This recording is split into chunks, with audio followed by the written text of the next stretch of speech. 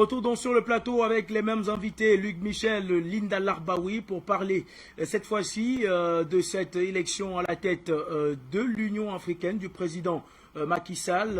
L'élection a eu lieu le samedi dernier. Macky Sall a donc remplacé Félix-Antoine Tshisekedi Tshilombo à la tête de l'instance panafricaine, comme on l'appelle communément. On va, avec nos invités, essayer d'évoquer, malgré le temps qui tire vers la fin, évoquer les grands chantiers qui attendent le nouveau président de l'Union africaine, Macky Sall. Eh bien, Luc Michel, étant donné que le temps qui nous est imparti tire désormais vers la fin, le président Macky Sall a tenu un discours lors de son investiture ou son intronisation à la tête de l'instance panafricaine. On va, toujours avec le concours de la réalisation, écouter un bref extrait du discours du président Macky Sall et revenir avec vous pour en parler.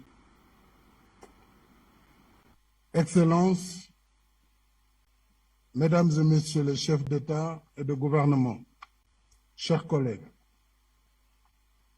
Monsieur le Président Félix-Antoine Tshisekedi Tshilombo, président de la République démocratique du Congo et président en exercice sortant, Madame le secrétaire général adjoint des Nations Unies, Monsieur le Président de la Commission de l'Union, Mesdames, Messieurs les ambassadeurs et chefs de délégation, Mesdames et Messieurs, en votre nom et au mien propre, je tiens d'abord à remercier le gouvernement et le peuple éthiopien pour l'accueil convivial et l'hospitalité généreuse qu'ils nous réservent. Une fois de plus, dans la cité légendaire d'Addis Abeba, berceau de notre rêve de liberté et d'unité africaine. Je mesure l'honneur et la responsabilité qui s'attachent à la confiance dont vous venez de m'investir. Ensemble, avec les membres du bureau, pour conduire les destinées de notre organisation pendant un an. Je vous en remercie et vous assure de notre engagement à travailler de concert avec tous les pays membres dans l'exercice de notre mandat. Je rends hommage aux pères fondateurs de l'organisation. 6 décennies après, leur vision lumineuse continue d'inspirer notre vivre ensemble et d'éclairer notre marche solidaire vers l'idéal d'intégration africaine.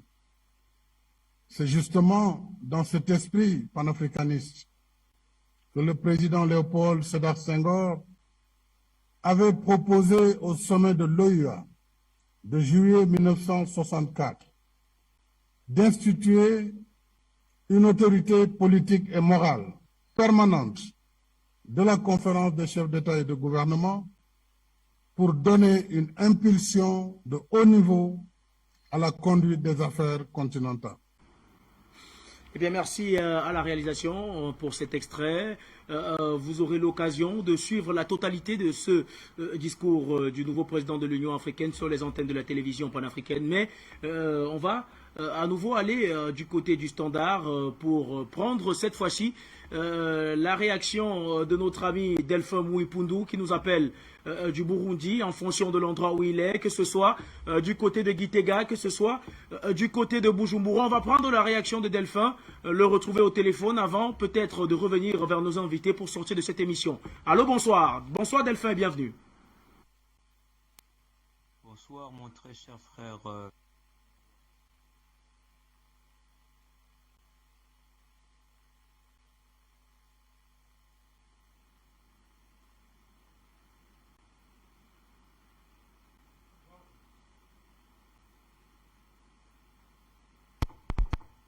Chaleureuse à mon grand frère Luc Michel, dont j'ai suivi une partie du propos liminaire. Il a aussi tout mon soutien face aux attaques dont il est une fois de plus la victime. Donc force à toi mon cher Luc. et bien sûr à ma grande sœur Linda Larbaoui, sans oublier les téléspectateurs et les téléspectatrices. Mon cher Junior, tu vas me permettre de lever mon chapeau pour Madame Linda, parce que vraiment, quand je l'ai entendu exposer le dossier de l'ex-ministre Bérégovoy, vraiment cela montre que c'est une érudite, sinon une personne qui prend vraiment à cœur son travail d'intervenante ici à la maison Afrique Média. Tous les Français ne connaissent pas les dessous de ce dossier. C'est en quelque sorte un mini cas Kennedy en France. Donc Monsieur Bérégovoy a bel et bien été assassiné et les Français se comportent comme si de rien n'était. Mais enfin, c'est une histoire franco-française, on va les laisser avec ça. Donc, que dire? Je suis ravi, une fois de plus, les panélistes ont exposé, en allant plus en détail, plus en profondeur, les raisons pour lesquelles je dis souvent que l'État français, c'est un nain géopolitique, vraiment un nain géopolitique. Et depuis que l'autre pâle copie de Napoléon, c'est comme ça qu'on surnommait Nicolas Sarkozy en son temps, depuis qu'il a réintégré l'ex-demeure des monarques capétiens dans le commandement de l'OTAN, eh bien, la France est non seulement un nain géopolitique, mais elle est aussi devenue un nain militaire.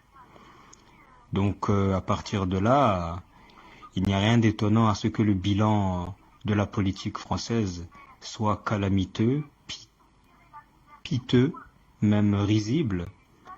Je sortirai en donnant de l'eau au moulin de M. Luc Michel, qui parlait à juste titre de la French American Foundation, qui est une sorte d'institut scolaire, on peut dire ça ainsi, un peu sur le même modèle qu'Erasmus, qu'utilise la CIA depuis l'époque de Giscard d'Estaing.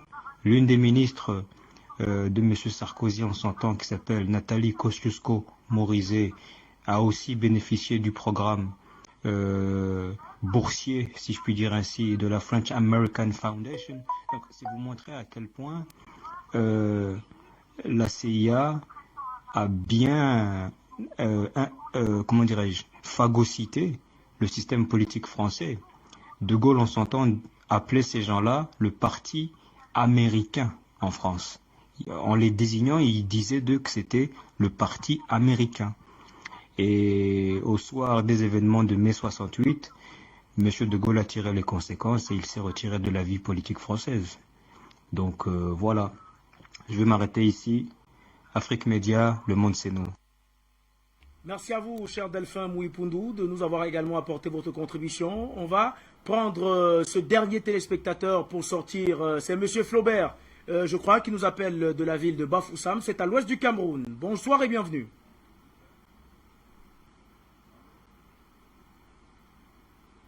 Allô?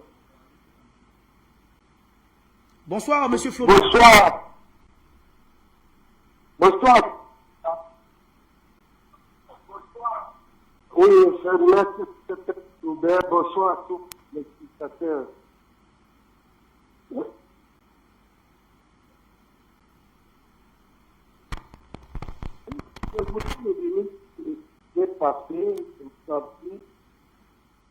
Nous sommes confrontés, nous sommes aujourd'hui confrontés aux ressources occidentales.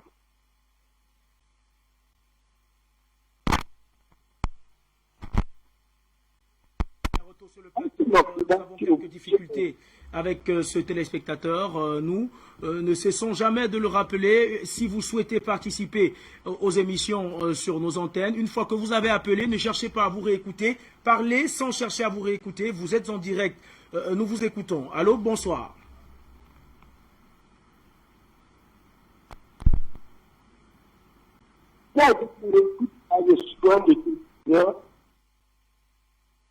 Je disais, nous sommes.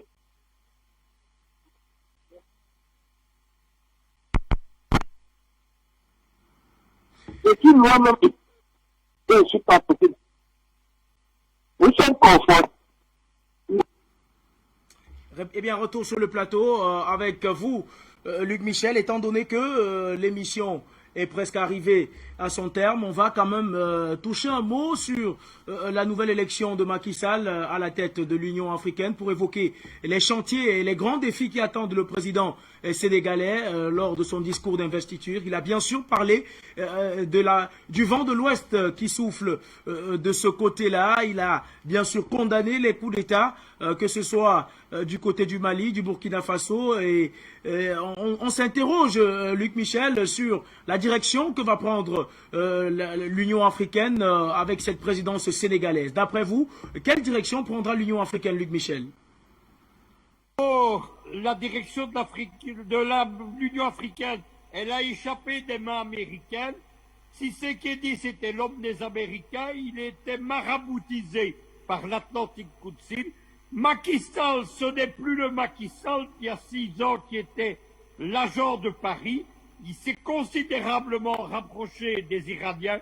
Vous savez que je travaille quotidiennement avec la radio d'État et la télévision d'État iranienne, Presse TV et Pars Today.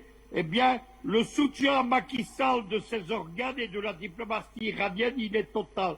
Macky Sall participe à des grandes opérations géopolitiques iraniennes, mais en même temps, il a encore des contacts avec Paris économique notamment.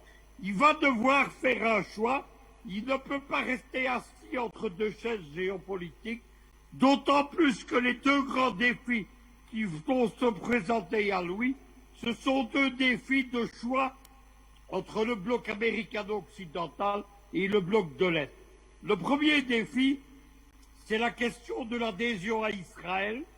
Les gens de la Commission africaine ont essayé, qui sont pro-occidentaux, ont essayé de forcer la main en faisant admettre Israël comme membre observateur de l'Union africaine. Ils ont essayé de forcer la main aux États arabes, notamment l'Algérie, la Mauritanie et le Soudan, qui ne reconnaissent pas Israël. Ils les ont mis en colère. Le dossier est bloqué. La débat sur l'adhésion israélienne, il est bloqué. C'est déjà l'effet de la diplomatie iranienne auprès de Macky Sall. Le deuxième grand dossier, c'est la question de la vaccination contre le Covid. Les firmes occidentales, les États occidentaux, le Big Pharma, ils disent aux Africains de se vacciner, mais ils se réservent à leur population les vaccins. Il n'y a pas assez de vaccins en Afrique, et là aussi, la solution, elle existe au bloc de l'Est. Il y a 3 vaccins russes, il y a un vaccin chinois, c'est le vaccin avec lequel Obiang-Nema Masongo, son fils, sa femme, et des centaines de milliers d'Équato-Guinéens se sont fait vacciner. Le dernier vaccin, il est fabriqué en commun, on n'y échappe pas, par les Cubains et les Iraniens. C'est le choix pour l'Afrique, c'est la solution pour l'Afrique. L'Union africaine doit laisser tomber ses contacts avec, évidemment, le bloc occidental qui lui apporte que l'extentation, le néocolonialisme et la fragmentation, et il doit se tourner vers le bloc de l'Est. Dernière chose qu'il faut retenir de ce sommet, c'est que ce sommet s'effectue en live et pas par vidéoconférence et à Addis Abeba. On nous disait il y a quelques semaines qu'Addis Abeba allait tomber aux mains des rebelles. On disait que le terrorisme allait paralyser la ville. Eh bien, l'armée éthiopienne, les services de sécurité éthiopiens et érythréens ont sécurisé le tout. Et la soi-disant capitale qui allait tomber, elle est capable d'accueillir tous les chefs d'État africains et d'organiser le sommet de l'Union africaine. Ce qu'on retiendra au premier jour de l'ouverture de ce sommet, c'est la grande victoire diplomatique d'Abiy Ahmed. Une fois de plus, c'est une victoire contre les Occidentaux, notamment les Américains et les Français. Eh bien, Linda Larbaoui, on va donc conclure cette émission avec vous. On va rapidement sortir le Macky Sall et donc le nouveau président de l'Union africaine. On connaît en quelque sorte les grands défis qui attendent le président sénégalais. D'après vous, je vous pose la même question. Quelle est l'orientation que prendra l'Union africaine sous la présidence sénégalaise de Macky Sall d'après vous? attention parce qu'il y a encore un dossier qui est en train de se faire là, c'est le dossier des Africains à l'ONU. Et les Africains, les présidents africains, je crois qu'il y a 18 pays qui sont concernés, si je ne me trompe pas, sont en train de monter un dossier pour demander 2 sièges à l'ONU. Parce que l'Afrique n'est pas représentée. Et là, ils demandent 2 parce qu'il y en a un qui va être accordé à un certain moment, hein, c'est sûr. Ils vont mettre tout le poids. Un autre dossier qui pèse très très lourd et qui touche tout le Sahel, ce n'est pas uniquement le terrorisme, mais c'est les résidus nucléaires des 17 bombes que la France a balancées dans le Sahel. Il y a aussi ce dossier qui va être abordé. Et je veux rajouter aussi, parmi les pays qui reconnaissent pas Israël, il y a la Tunisie. C'est même un délit. Voilà ce que le président tunisien a déclaré. Et il veut faire passer ça comme une loi. Reconnaître Israël, c'est un délit. Et c'est pour ça qu'on s'acharne sur lui. Donc, en gros, je crois que Macky Sall, lui, il a des très très grands rapprochements avec l'Iran, et ça fait que il y a toute la politique africaine qui est à revoir, et ça va être certainement une bonne présidence et un bon bilan, parce qu'il a le soutien de quelques pays costauds quand même de l'Afrique, notamment l'Afrique du Sud ou le Nigeria, mais il y a aussi le Cameroun. On n'en parle jamais, mais le Cameroun joue un rôle là-dessus aussi. Et il y a l'Algérie, et puis la Mauritanie, l'Égypte aussi. Donc ils veulent vraiment lui donner un coup de main pour qu'on essaye d'avancer et on essaye de tirer notre épingle du jeu, parce que ça devient impérativement urgent de revoir toute la politique africaine. Il serait temps que les Africains se mettent ou d'un côté ou d'un autre. Et il vaut mieux qu'ils se mettent du bon côté pour qu'on essaye d'avancer et qu'on se débarrasse du néocolonialisme. Pour votre mot de fin, merci à Luc Michel de nous avoir accompagnés. Nous sommes donc arrivés au terme de cette édition d'Appel sur le continent. Merci, chers téléspectateurs, de nous avoir suivis. Merci également à toute l'équipe technique qui a travaillé pour la réussite de cette émission. Restez sur Afrique Média dans quelques instants. Vous serez en compagnie de Christelle Wanji dans le cadre du grand journal africain. Quant à moi, je vous retrouve demain pour une autre édition d'Appel sur le continent. Mesdames et messieurs, bonsoir.